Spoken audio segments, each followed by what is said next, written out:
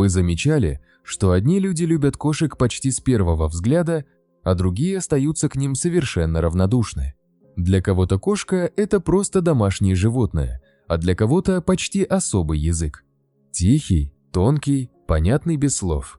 И вот что интересно. Любовь к кошкам часто говорит не только о вкусе, не только о привычках, и даже не только о том, какие животные вам нравятся. Иногда она говорит о том, как именно вы чувствуете мир, как считываете людей и какую близость на самом деле ищете. Кошки редко завоевывают человека шумно. Они не бросаются навстречу, будто знают вас 100 лет. Не пытаются понравиться любой ценой, не требуют внимания каждую секунду. Именно поэтому их часто любят люди, которым важна не громкая симпатия, а настоящая. Не показная, не навязчивая, не шумная, а спокойная, живая, честная. Кошка не будет притворяться. Если ей некомфортно, это чувствуется сразу. Если ей хорошо рядом с вами, это тоже видно сразу. В ней почти нет фальши. Нет игры на публику, нет желания соответствовать чужим ожиданиям. И людей, которых это притягивает, обычно тоже тянет к чему-то настоящему.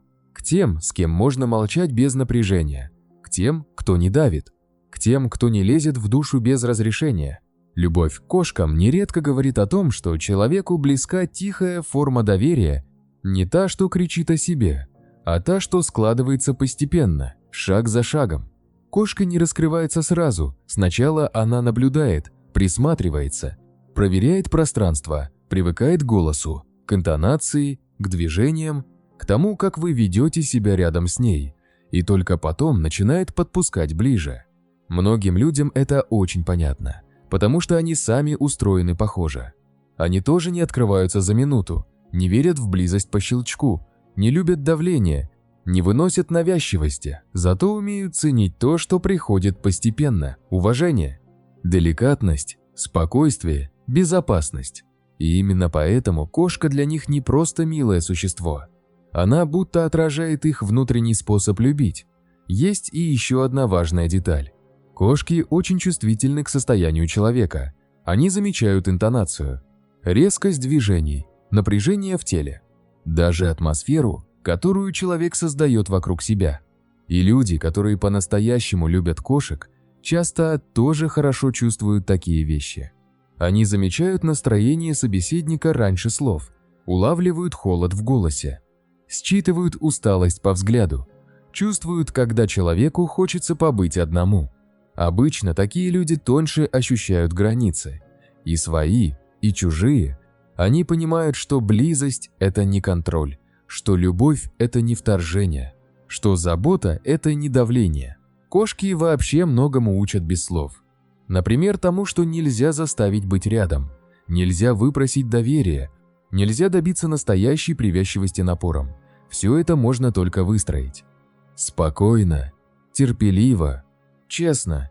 И человек, которому близка такая модель отношений, часто и людей чувствует глубже, потому что он меньше смотрит на внешнее и больше на сигналы, на паузу в разговоре, на уставшую улыбку, на едва заметное отстранение, на то, что человек не сказал, но почувствовалось.